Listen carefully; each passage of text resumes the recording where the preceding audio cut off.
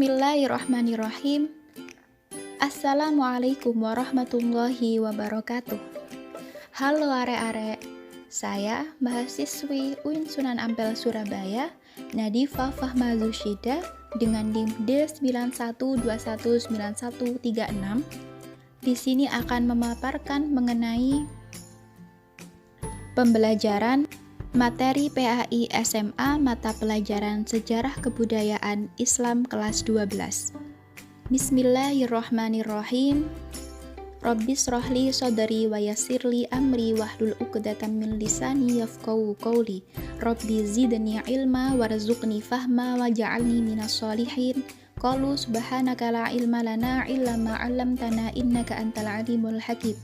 Allahumma sholli ala sayyidina Muhammad wa ala ali sayyidina Muhammad. Sebelumnya saya sampaikan salam hormat takdim saya kepada guru saya, dosen pengampu mata kuliah materi PAI SMA, Ibu dosen Abidatul Isti'anah MPDI. Semoga senantiasa diberikan kesehatan lahir batin dan lindungan dalam kebaikan serta kemudahan dalam segala urusannya. Produk media pembelajaran ini didesain untuk memenuhi tugas akhir mata kuliah materi PAI SMA. Yuk kita mulai langsung belajar. Sejarah Kebudayaan Islam, Kemajuan dan Kemunduran Islam di Dunia, kelas 12, Sekolah Menengah Atas. Bab 1. Faktor-faktor kemajuan peradaban Islam di dunia. Kompetensi dasar. KD 1. Meyakini bahwa kemajuan peradaban Islam di dunia sebagai bukti Islam adalah rahmatan lil alamin. KD 2. Menjunjung tinggi nilai-nilai Islam rahmatan lil alamin sebagai pemicu kemajuan peradaban Islam di masa mendatang. KD 3. Menganalisis dan mengevaluasi faktor-faktor kemajuan peradaban di dunia. KD 4. Menyajikan faktor-faktor penentu kemajuan peradaban Islam di dunia. Islam terlebih dahulu pernah mengalami kemajuan sebelum dunia barat, dimulai pada masa Khalifah Al-Mansyur dan Al-Ma'mun. Keduanya bergantian memimpin di masa dinasti Abbasiyah. Mereka merintis usaha penerjemahan karya-karya cendekiawan Yunani ke dalam bahasa Arab, dan sampai akhirnya upaya ini diteruskan oleh para khalifah setelahnya. Dengan diterjemahkannya karya-karya berbahasa Yunani itu, para cendekiawan Muslim dapat memahami logika dan filsafat guna mengembangkan ilmu keislaman dan ilmu pengetahuannya. Pada periode ini jugalah ilmu pengetahuan berkembang pesat dalam dunia Islam, karena secara logika dan filsafat manusia harus terus berpikir untuk memenuhi kebutuhannya. Bersamaan dengan itu juga di masa dinasti Abbasiyah ini telah muncul ilmuwan-ilmuwan Muslim seperti dalam bidang hukum ada Imam Malik, Imam Syafi'i, Imam Abu Hanifah, Imam Ibnu Hambal. Dalam bidang teknologi ada Imam Al-Maturidi, Imam Al-Asy'ari, dan dari pemuka-pemuka Mu'tazilah seperti Wasil Ibnu Atta, Abu Al-Zuhaili. Dalam bidang tasawuf ada Zunnun Al-Misri, Abu Yazid Al-Bustami, Al-Hallaj. Dalam bidang filsafat ada Al-Farabi, Ibnu Sina, Al-Kindi, Ibnu Miskawai. Dalam bidang ilmu pengetahuan ada Ibnu Al-Hasham, Ibnu Hayyan, Al-Hawarizmi, dan Al-Mas'udi. Pada masa dinasti Abbasiyah ini telah terjadi perubahan besar-besaran pada budaya juga peradaban Islam pada masa-masa sebelumnya. Pada masa ini jugalah didirikan Universitas An-Nidhamiyah yang mahasiswanya tidak hanya berasal dari Asia saja tetapi juga Eropa. Meskipun pada akhirnya dinasti Abbasiyah mengalami keruntuhan, namun kemajuan-kemajuan yang telah ditorehkan oleh dinasti ini masih bisa untuk dipertahankan oleh dinasti-dinasti Islam selanjutnya, seperti dinasti Fatimiyah, dinasti Buwayyiyah, dinasti Bani Saljuk, dan yang lainnya. Mereka bukan hanya berhasil mampu membangun kekuasaan, tetapi juga mampu membangun peradaban Islam yang ditopang dengan ilmu pengetahuan. Terbukti dengan peninggalannya berupa madrasah, di antaranya Universitas Al-Azhar, Universitas Zaitunah, dan lain sebagainya. Di samping itu juga tetap mampu dalam melahirkan ilmuwan-ilmuwan muslim yang banyak berkontribusi dalam kemajuan ilmu pengetahuan. Wah, pasti pada penasaran nih, apa saja sih faktor-faktor kemajuan peradaban Islam di dunia pada masa itu? Yuk kita bahas. Yang pertama adalah terjadinya asimilasi antara bangsa Arab dengan bangsa-bangsa lain yang lebih dahulu mengalami perkembangan dalam ilmu pengetahuan. Berkat keberhasilan penyebaran Islam di berbagai wilayah, Islam bertemu dengan kebudayaan baru yang memiliki khazanah pengetahuan yang baru pula. Asimilasi di sini adalah peleburan antara dua kebudayaan. Jadi, dua kebudayaan ini dilebur kemudian melahirkan satu kebudayaan baru. Dan kebudayaan baru itulah menjadi pengetahuan yang baru pula untuk Muslim. Nah, faktor inilah yang telah mendorong lahirnya ilmu pengetahuan. Faktor yang kedua adalah kemajemukan dalam pemerintahan dan politik. Strategi dinasti Abbasiyah ini luar biasa banget loh. Jadi, dinasti Abbasiyah ini mampu untuk meninggalkan corak dari dinasti Umayyah sebelumnya yang ke Arab-Araban.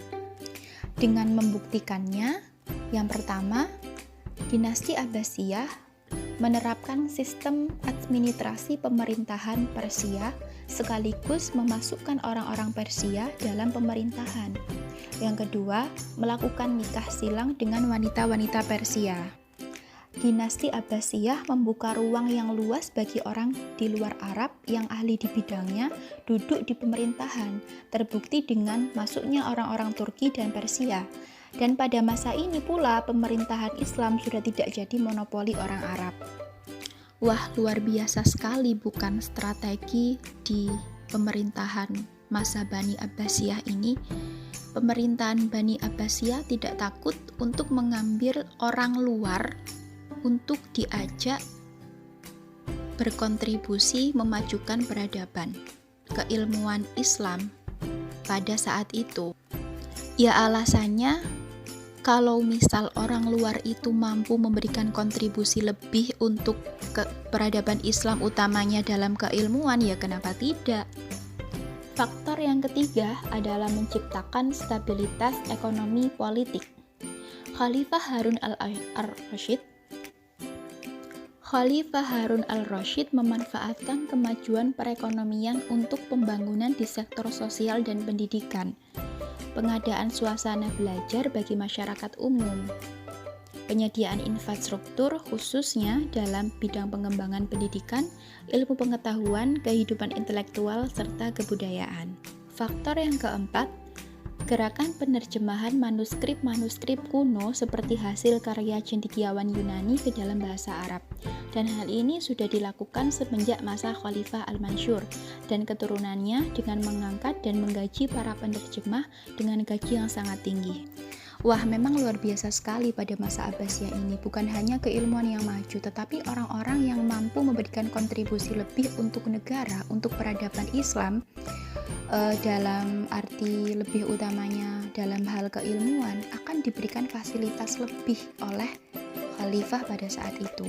Faktor yang kelima, membangun perpustakaan sebagai pusat penerjemahan dan kajian ilmu pengetahuan.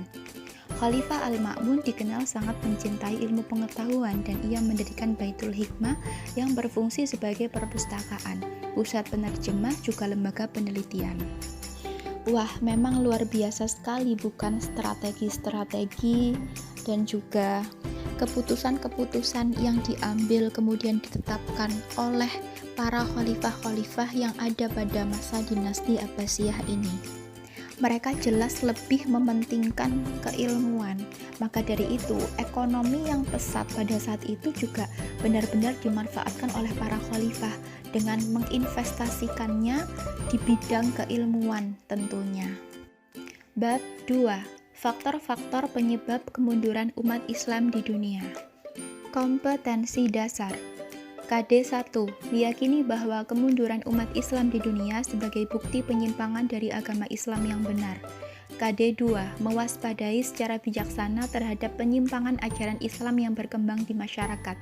KD3. Menganalisis dan mengevaluasi faktor-faktor kemunduran umat Islam di dunia. KD4. Menyajikan faktor-faktor penyebab kemunduran umat Islam di dunia. Peradaban umat Islam mengalami kemunduran ketika memasuki periode bagian pertama pada tahun 1250 Masehi sampai 1500 Masehi, dikenal dengan masa kemunduran. Setelah kurang lebih 2,5 abad tenggelam dalam ketertinggalan, peradaban Islam menggeliat dengan munculnya 3 kerajaan besar pada tahun 1500 Masehi sampai 1800 Masehi, bahkan mengalami kemajuan hingga memasuki abad ke-18 Masehi. Setelah itu, grafik perkembangan peradaban Islam mengalami penurunan sampai memasuki abad ke-19 Masehi, sebelum akhirnya terjadi kebangkitan lagi di abad modern.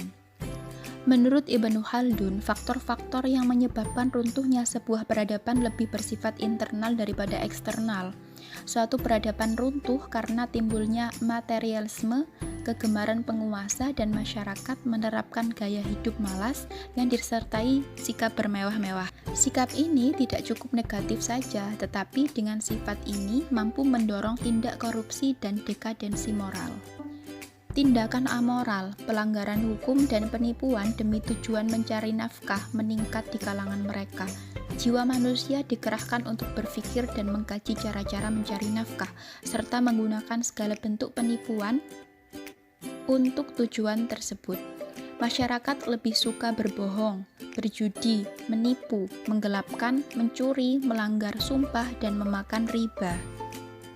Tindakan-tindakan amoral tersebut yang menunjukkan hilangnya keadilan di masyarakat, yang akibatnya merembes kepada elit penguasa dan sistem politik. Kerusakan moral penguasa dan sistem politik mengakibatkan berpindahnya sumber daya manusia ke negara lain dan berkurangnya pekerja terampil karena mekanisme rekrutmen terganggu, dan kesemuanya itu bermuara pada turunnya produktivitas pekerja, juga di sisi lain menurunnya sistem pengembangan ilmu pengetahuan dan keterampilan. Dalam peradaban yang telah hancur ini, akhirnya masyarakat hanya fokus pada pencarian kekayaan yang secepat-cepatnya dengan cara-cara yang tidak benar. Juga sikap malas yang telah diwarnai materialisme pada akhirnya mendorong orang mencari harta tanpa berusaha. Mata pencaharian mereka yang mapan telah hilang. Jika hal ini terus terjadi, maka semua sarana untuk membangun peradaban akan rusak dan sampai akhirnya benar-benar berhenti berusaha. Ini semualah yang menyebabkan destruksi dan kehancuran peradaban. Apabila kekuatan manusia, sifat-sifatnya, serta agamanya telah rusak, kemanusiaannya juga akan rusak. Akhirnya ia akan berubah menjadi seperti hewan. Memang tidak dapat dipungkiri bahwasanya manusia adalah tempatnya salah dan lupa, tapi bukan berarti kemudian manusia tidak mau mengevaluasi diri, menerima nasihat, atau terus-terusan untuk lalai. Karena pada hakikatnya kerusakan-kerusakan yang ada di bumi itu juga tergantung dengan ulah tangan penghuninya itu sendiri. Semoga kita senantiasa diberikan kekuatan, kemampuan oleh Tuhan untuk selalu ada dalam jalan kebaikan dan ridho-Nya. Sekian dari pembelajaran bab kemajuan dan kemunduran peradaban Islam di dunia, mata pelajaran Sejarah Kebudayaan Islam, kelas 12 materi PAI SMA. Semoga memberikan manfaat di hari ini dan kemudian hari. Ucapan maaf dari saya, terima kasih, dan jangan lupa untuk saling support kebaikan. Stay safe, stay healthy. Saya Nadifa Fahmazushida.